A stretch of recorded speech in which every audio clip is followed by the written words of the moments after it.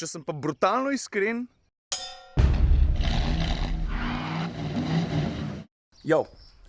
stvar je zelo preprosta, pa na en način vseeno malo zakomplicirana. Ful dobro vreme, 10-12 minut od moje hiše je pista in jaz testiram dva avtomobila. V tem trenutku bi bilo zelo lahko reči, da valjda boš na dirkališče vzel McLarena 570 GT, ki sem si ga sposodil pri Autobrokerju. Ampak a veš kaj? Na pisto se bom odpeljal z drugim avtomobilom, s tem na moji levi. Gre za električnega minija. In zakaj sem norc se odločil za tega, namesto za tistega? Ker je mini elektrik prvi električen avto, ki sem ga peljal, da sem rekel, tega si pa dejansko želim sprobati na pisti. In kakorkoli butast se to sliši, v centru kartinga pa motošporta tukaj pri Sloveniji vasi, sem jaz McLarena že peljal.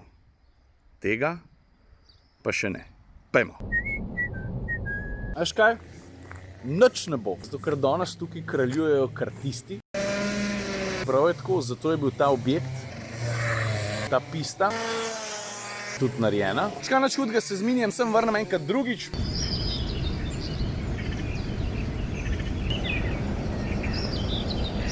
No zdaj ni pa nobenega. Ok, zdaj pa pojmo po vrst. Najprej osnovni podatki, pa valjda da razložim, ne. Zakaj me toliko vleče na pisto v tem avtu, v prejšnjih električnih, ki sem jih pa vozil, pa ne. Saj rezultat je na dlani, mini je v osnovi, to je treba priznati avto, ki ima športnost. Zelo rad, športnostjo je tesno povezano od samega svojega začetka. In je bilo malo vprašanje, ne? Kaj pa če ti enemu avtu, ki slovi po tem, da se odlično pele, rukneš gor 200-250 kilja, kaj se pa pol zgodi? Zdaj mi pa ti povej, a se najprej lotimo videza, ker imamo tukaj par lepih detajlov, ki jih ne smemo pozabiti omeniti, ali začnemo z zmogljivostmi, z baterijo, z dosegom. Gremo na detajle, ne? Vse sem jaz vedel. Ajde, pet. Stari lej, v osnovi ti električnega minija ne bo težko prepoznati. Že spreden del maska je popolnoma drugačna, kot pri običajnem miniju. Tudi zato, ker je zaprta. Pa tako, ker se za marsikateri električen avto spodob, so nekam morali uturiti tudi črko E,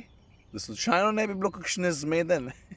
Bože ne, da bi bil to električen avto, pa bi dali tukaj črko S, ker to je Mini Cooper E elektrik S. Vidiš, pa klema še en E tukaj na vogalu, pa mimo fluorescentnih špeglov, ne. Tudi te je težko zignorirati. Pa če slučajno nisi porajal ta prvega E-ja, pa si šel kaj en butl mimo ta drugega, so pol pripravili še ta največjega, ne. Poglej ga. Pol prijemo pa do ritke, se pa jaz počasi pomirim, zato ker lega, to sem hotel. Pa tale detalj tudi ni švoh, ne. Čak bom luč požgal, pa sem že govoril o njem, pojmo naprej. Pa zdaj te valjda zanima, ne, kaj je pod havbo klasičnega motorja, seveda tukaj ne boš najdel. Elektromotor, to pa. Spet se malo prehtevam, pojmo še na en detajl oziroma na eno podrobnost, ki na tem avtu izstopa daleč najbolj in tudi meni najbolj všeč. Daj ga še enkrat poglej, pa mi povej, kaj jaz mislim, da to je. A smo vsi na isti strani, ne? Feltne. Lej, stari, ta platišča so asimetrična, že v osnovi ujamejo tvoj uč v šusu. Pol se pa približaš, pa najdeš kupenih zanimivih detajlov. Vidiš, so pol zaprta, kar pomaga pri kroženju zračnega toka oziroma ga pelje stran. Hočem pa reči to.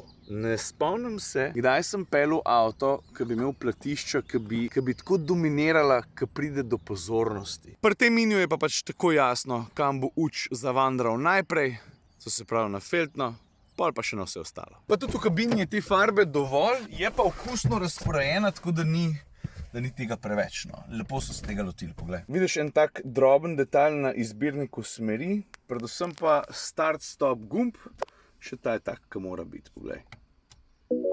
In ko se ga enkrat dotakneš, ko avto zalaufaš, pred tabo oživi digitalen zaslon, poglej, takole to zgleda.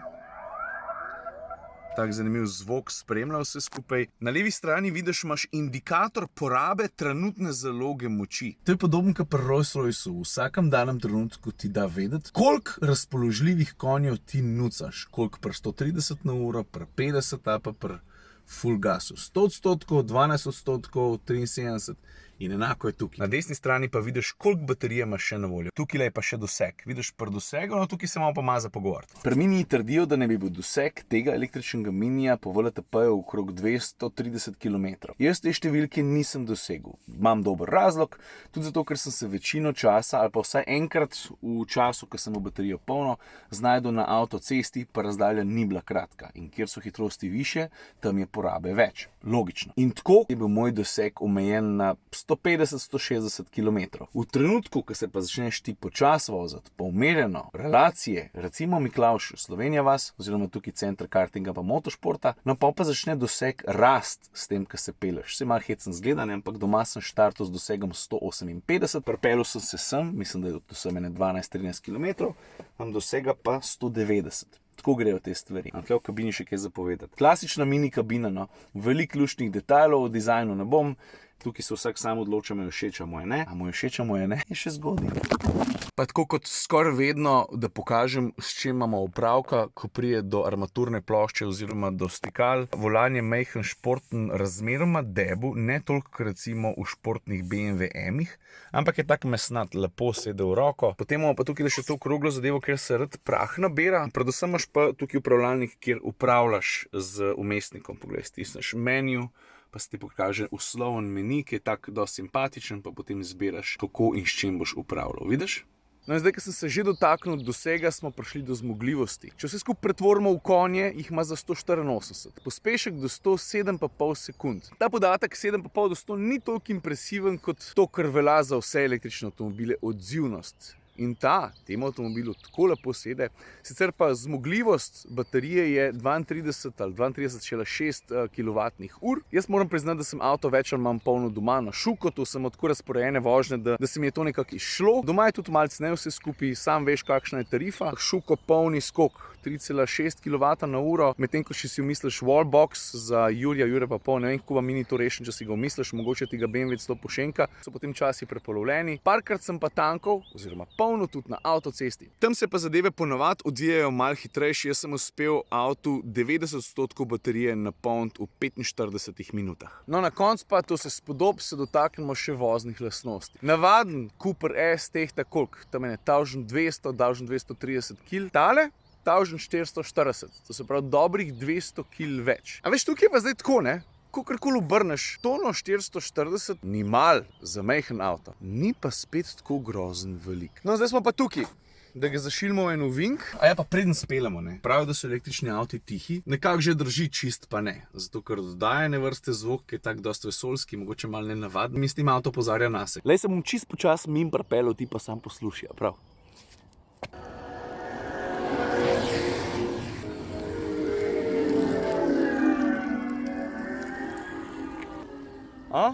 Je en tak hecen zvok. Ok, zdaj pa malo hitrejš.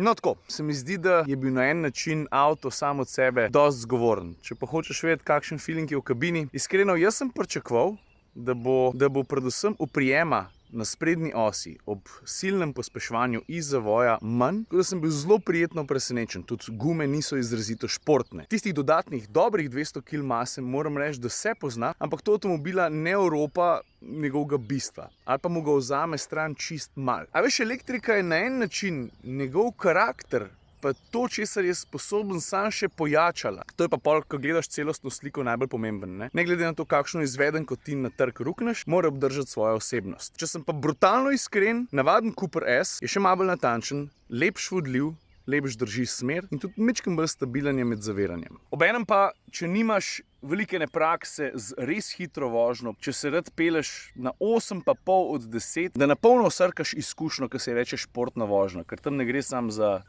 za teranje, ne? Moraš uživati celostno, še kaj ven pogledati. Aha, tukaj smo, lepo je. A veš, tako. No, in v tem primeru ta avto ne razočara. To je to za danes. Ajde.